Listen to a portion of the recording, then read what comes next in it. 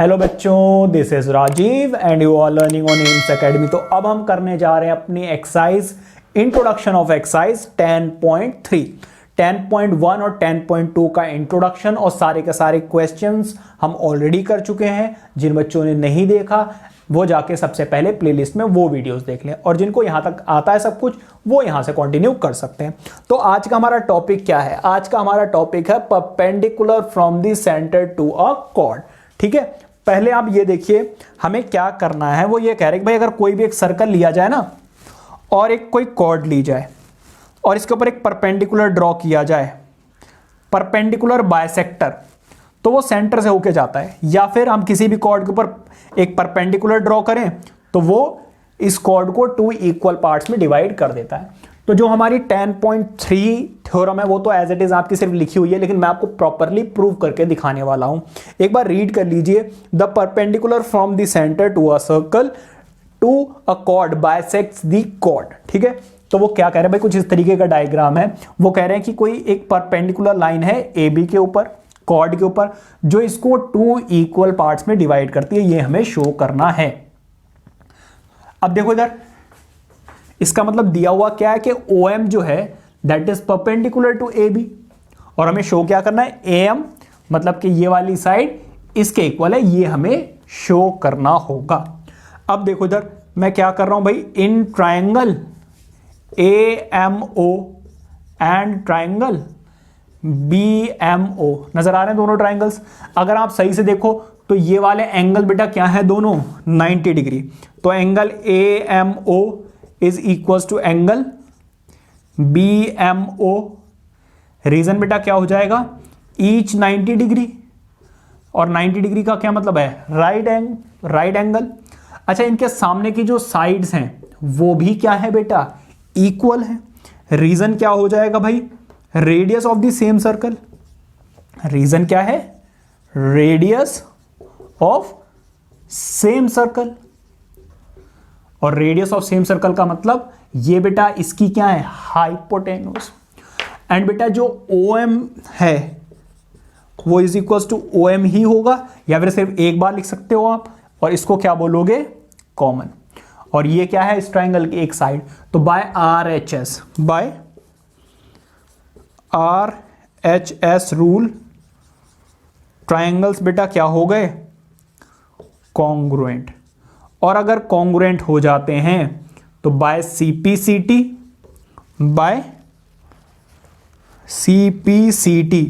क्या हो जाएगा, AM is equal to BM। ठीक है, अब जो हमारी थ्योरम नेक्स्ट थ्योरम है 10.4, उसमें बेटा ये आपको दिया हुआ है और ये दोनों परपेंडिकुलर है, ये हमें शो करना है। बहुत ही आसान है भैया, ये नोट कीजिए। आइए देखते हैं अपना next theorem, note it down. तो आइए देखते हैं अपनी थ्योरम 10.4, जो कि आपको उसमें तो सॉल्यूशन भी दिया हुआ है, लेकिन मैंने इससे पहले वाली भी आपको प्रॉपरली कराई, क्योंकि कई बार तो वो आ जाती है और बच्चे ये करके चले जाते हैं तो दिक्कत आ जाती है। तो रीड कीजिए। The line drawn through the centre of a circle to bisect a chord is perpendicular to the chord. वो क्या कह रहे हैं कि एक कोई सर्कल और एक कोई कॉर्ड है, एक मैंने सेंटर से कोई एक लाइन ड्रॉ की है जो AB को बाइसेक्ट करती है। ये उन्होंने दे दिया है कि AM is equal to BM, और हमें ये शो करना है कि जो OM है ना वो इसके परपेंडिकुलर है। ये दिया हुआ नहीं, हमें शो करना है। समझ में आ गई बात? तो इसका मतलब इसके पीछे जो हमने देखी उसका कन्वर्स है ये। तो AM is equal to BM दिया हुआ है, OM परपेंडिकुलर टू AB, हमें ये शो करना है। तो देखो इधर मैंने दिया in triangle AMO and BMO। ठीक है, अच्छा एक बात बताओ भाई, ये देखो AM is equal to BM, AM is equal to BM, ये आपको क्या है बेटा, ये है आपको गिवन, और है क्या, ये एक साइड। ठीक है भाई, AM is equal to BM, ये आपको क्या है, दी हुई है, और है क्या, साइड। फिर देखो ये वाली साइड और ये वाली साइड क्या है, radius of the same circle, ये भी क्या है, साइड। और OM तो कॉमन है ही। देखो इधर AO is equal to BO, क्यों, क्योंकि radius of the same circle. And OM is equal to OM क्या है, ये कॉमन। तो बाय SSS रूल ट्राइंगल्स क्या हो गए बेटा, कॉन्ग्रुएंट बाय CPCT एंगल, ये दोनों क्या आ जाएंगे, इक्वल। लेकिन बात यहां पर खत्म नहीं हुई। क्यों नहीं हुई? क्योंकि ये इक्वल आ गए ये तो ठीक है, लेकिन ये परपेंडिकुलर हुए हैं, ये अभी साबित नहीं हुआ है। कैसे करोगे भाई? अच्छा एक बात बताओ, AMO is equal to BMO plus BMO, ये दोनों मिलकर 180 डिग्री का एंगल बनाएंगे या नहीं बनाएंगे? क्योंकि ये क्या है, एक स्ट्रेट एंगल, कट जाए तो सुन लो, स्ट्रेट एंगल। ठीक है भाई, ये क्या है, स्ट्रेट एंगल है भाई, एक स्ट्रेट लाइन है, बीच में एक लाइन ड्रॉ की गई, तो इन दोनों एंगल्स का अभी भी तो 180 ही रहेगा, स्ट्रेट एंगल। अच्छा एक बात हो, AM जो है AMO वो BMO के इक्वल है, तो क्या मैं AMO की जगह पर भी BMO लिख सकता हूं? बिल्कुल लिख सकता हूं। क्यों?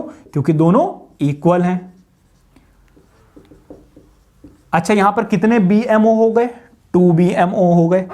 बेटा ये वाली थ्योरम इसीलिए इंपॉर्टेंट हो जाती है क्योंकि इसमें ये वाले स्टेप और एक्स्ट्रा ऐड हो जाता है, तो ये मल्टीप्लाई हो रहा है, उधर जाकर क्या हो जाएगा, डिवाइड। तो जब आप इसको डिवाइड करोगे आंसर कितना आ जाएगा, 90। और जब 90 आ गए, हैंस कट गया तो सुन लो, hence OM is perpendicular to AB।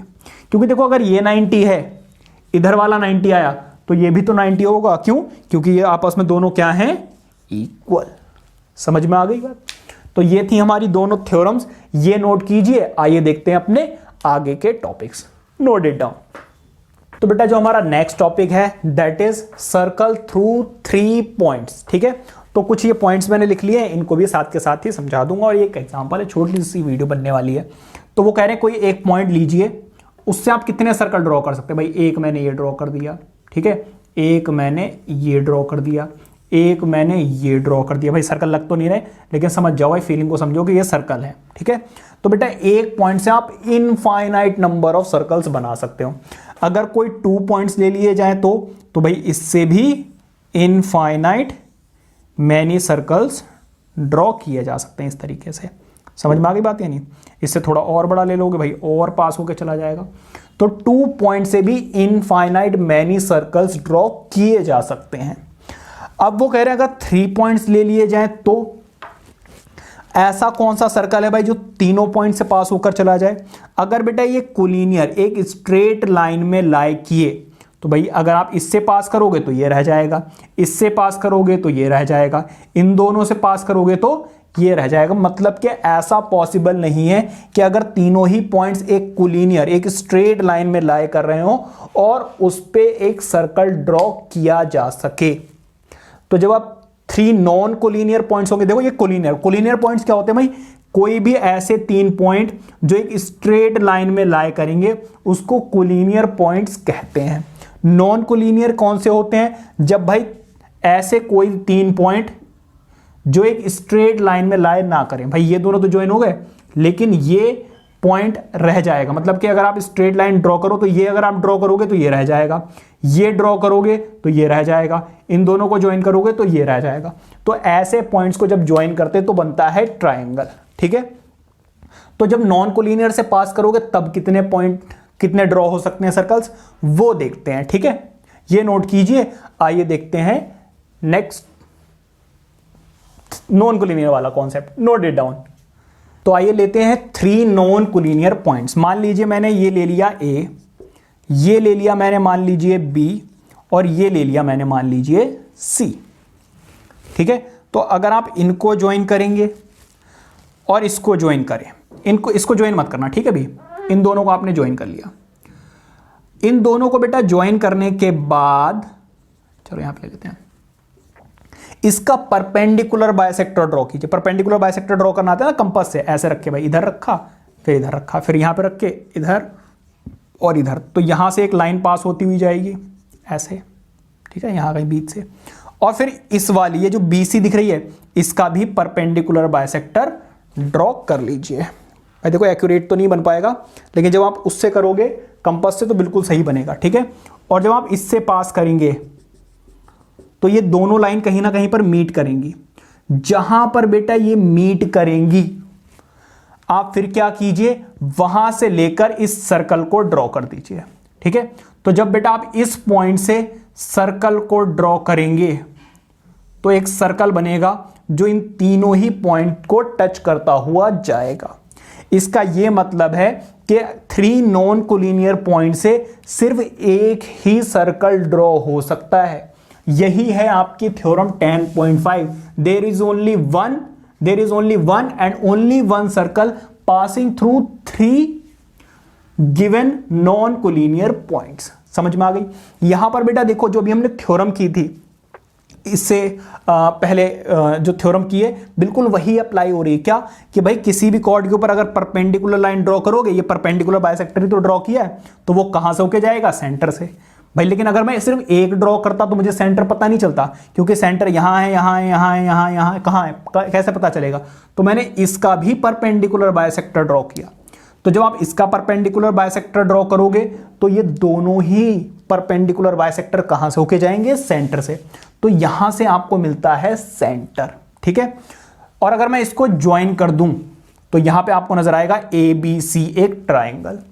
तो ऐसे सर्कल को हम क्या बोलते हैं? सर्कम सर्कल बोलते हैं, मतलब कि ट्राइंगल के ऊपर बना हुआ सर्कल, तो सर्कम सर्कल बोलते हैं। और ऐसे सेंटर को जो ट्राइंगल के अंदर है उसको हम बेटा सर्कम सेंटर बोलते हैं, और ऐसी रेडियस को हम सर्कम रेडियस कहते हैं। आई होप के समझ में आ गया होगा। इसी के साथ बेटा हम अपना एग्जाम्पल नंबर 1 भी देख लेते हैं। 1 मिनट रुक जाइए, बस एग्जाम्पल भी साथ में करा देता हूं। वो कह रहे हैं given an arc of circle complete the circle. ठीक है, तो बेटा इसके लिए आपको क्या करना पड़ेगा?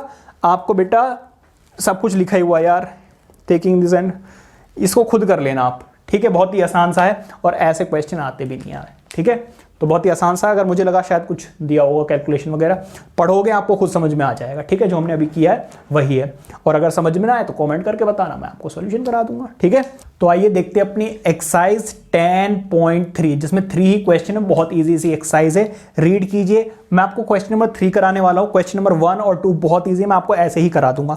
वो क्या कह रहे हैं? Draw different pairs of circles, how many points does each pair have in common. तो भाई डिफरेंट पेयर्स क्या हो सकते हैं?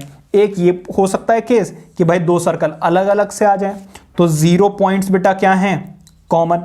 और क्या हो सकता है? ऐसा हो सकता है कि कोई एक कॉमन पॉइंट से पास हो रहे हो, तो 1 पॉइंट इन कॉमन हो जाएगा। ठीक है, और ऐसा हो सकता है कि भाई इंटरसेक्ट करके जा रहे हैं, इंटरसेक्ट करके जाएंगे तो बेटा 2 पॉइंट्स क्या हो जाएंगे? कॉमन। समझ में आ गई बात? तो अब नेक्स्ट देखते हैं। क्वेश्चन नंबर ये 1 था। ठीक है, इसका यही आंसर है। क्वेश्चन नंबर 2 देखते हैं। क्वेश्चन नंबर 2 आप एक बार रीड कर लीजिए, जो भी मैंने आपको इंट्रोडक्शन में भी कराया है वही सेम क्वेश्चन है। वो क्या कह रहे हैं? Suppose you have a given circle, आपको एक सर्कल दिया हुआ है। ठीक है, और इसके बाद वो क्या कह रहे हैं? Give a construction to find it centre, मतलब सर्कल आपको दिया, उसका सेंटर नहीं पता है। तो ऐसा करने के लिए आप क्या कीजिए? 1 और 2 कॉर्ड ले लीजिए, A and B, C and D। अब आप क्या कीजिए? इस कॉर्ड का परपेंडिकुलर बाइसेक्टर ड्रॉ कर दीजिए। भाई अभी पीछे हमने देखा था इसका और इसका परपेंडिकुलर बाइसेक्टर, तो जो परपेंडिकुलर बाइसेक्टर वो यहां कहीं से जाएगा, इसका भी परपेंडिकुलर बाइसेक्टर ड्रॉ कर लीजिए। भाई इधर से रख के इधर से ड्रॉ करोगे। ठीक है, आई होप कि परपेंडिकुलर बाइसेक्टर सबको आता होगा। नहीं आता तो फिर बेटा आपकी कंस्ट्रक्शन भी खराब है। तो जहां से बेटा ये दोनों मीट करके जाएंगी वही क्या होगा? Centre of the circle. क्यों? क्योंकि जब कॉर्ड के ऊपर कोई परपेंडिकुलर लाइन ड्रॉ की जाती है सर्कल के अंदर, तो वो कहां से होकर जाती है? सेंटर से। ये हमने थ्योरम में भी किया है, और हमने इससे पहले भी इंट्रोडक्शन में भी मैंने आपको यही कराया था कि 3 नॉन कोलिनियर पॉइंट से। लेकिन मैंने इस बार नॉन कोलिनियर नहीं लिया, मैंने 2 अलग अलग लिए हैं। आप चाहो तो इसको ऐसे भी ले सकते हो, इसको ज्वाइन करके, जैसा कि हमने एक थ्योरम में किया था। ठीक है, तो आप वैसे भी कर सकते हो। तो इसको ज्वाइन करोगे तो नॉन कोलिनियर पॉइंट्स आ जाएंगे, तब भी आ जाएगा। तो बेटा जो इंपॉर्टेंट क्वेश्चन है वो है आपका क्वेश्चन नंबर 3। ये आपके एग्जाम में आ सकता है भाई, ये इंपॉर्टेंट है। तो आइए देखते हैं अपना क्वेश्चन नंबर 3। तो क्वेश्चन गलत पढ़ लिया था मैंने एक बार तो खैर कोई बात नहीं। अब देखो अब बेटा वो क्या कह रहे हैं भाई, कोई दो सर्कल है जो आपस में क्या कर रहे हैं, इंटरसेक्ट कर रहे हैं, ठीक है, और उनकी कॉमन कॉर्ड है BC। तो आपको क्या बताना है, इनके जो सेंटर्स है ना वो परपेंडिकुलरली बाइसेक्ट करते हैं इस कॉर्ड को। तो मैंने दो ट्राइंगल ले लिए, एक तो AO dash and BO dash. तो इसमें मैं क्या कर सकता हूं भाई, AO is equals to BO। भाई AO is equals to BO क्यों, क्योंकि बेटा रेडियस है और है क्या, ये एक साइड है। साथ के साथ में बेटा जो O डैश है वो क्या है, कॉमन है, ये भी क्या है, एक साइड है। भाई देखो ट्राइंगल नजर आ रहा है ना आपको, AO एक तो ये वाला लिया है, दूसरा ये वाला लिया है। भाई ये वाली साइड इसके इक्वल होगी क्योंकि radius of the same circle, ये वाली साइड कॉमन है और ये वाली साइड इसके कॉमन इक्वल होगी, ठीक है। तो AO dash is equal to BO dash, ये भी बेटा क्या है, रेडियस। तो by side side side, by side side side rule triangles बेटा क्या हो गए, कॉन्ग्रुएंट। और अगर कॉन्ग्रुएंट हो गए तो बाय CP/CD हम बहुत कुछ निकाल सकते हैं। फिर बाय CP/CT हम क्या बोल सकते हैं भाई, ये वाला एंगल इसके इक्वल है और ये वाला एंगल इसके इक्वल है, सीधी सी बात है। तो एंगल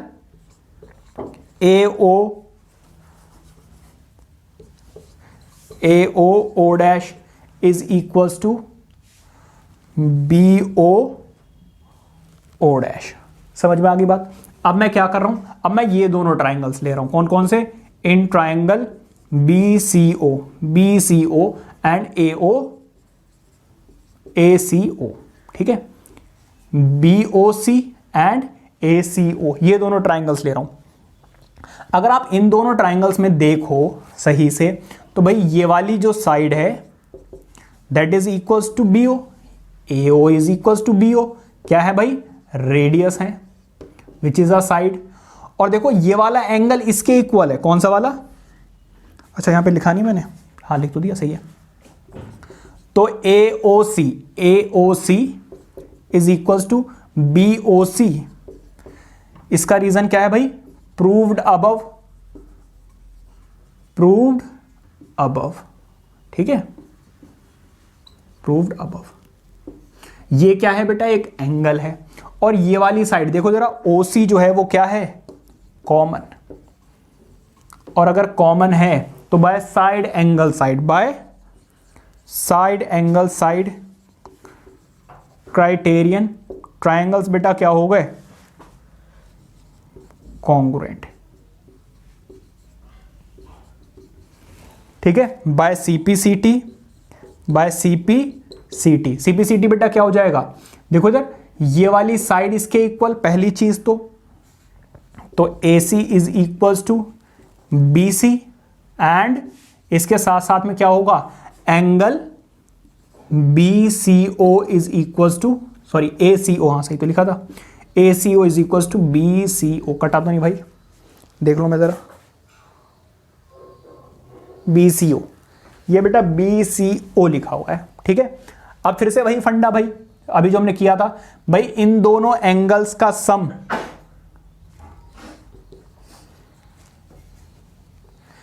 इन दोनों का सम मतलब कि ACO प्लस BCO 180 के इक्वल होगा। रीजन क्या होगा बेटा, लीनियर पेयर। अब देखो जरा, ये आपस में दोनों इक्वल है तो मैं क्या कर सकता हूं, AOC दो बार लिख सकता हूं ना। जब आप दो बार लिखोगे तो यहां पर क्या आ जाएगा, 2ACO इज इक्वल टू 180। ये 2 मल्टीप्लाई हो रहा है, उधर जाकर डिवाइड करोगे, आंसर कितना आ जाएगा, 90 डिग्री। कट गया है तो सुन लो रिवाइंड करके, ठीक है। तो इस तरीके से क्वेश्चन होगा, क्वेश्चन काफी इंपॉर्टेंट है। लेकिन ऐसा ही क्वेश्चन हमने थ्योरम में किया था, तो आई होप के समझ में आ गया होगा। और समझ में आ गया बेटा, वीडियो अच्छी लगी है तो वीडियो को लाइक करके चैनल को अभी कभी सब्सक्राइब कीजिए, क्योंकि ऐसे ही आपकी डिटेल में सारी की सारी वीडियोस आने वाली हैं। और बेल आइकन को जरूर ऑन रखिए ताकि जैसे ही मैं आपके लिए नेक्स्ट वीडियोस अपलोड करूं आपके पास नोटिफिकेशन आ जाए। और अपने फ्रेंड्स के साथ शेयर करना तो बिल्कुल मत भूलिए। Till then keep studying, take care, bye bye.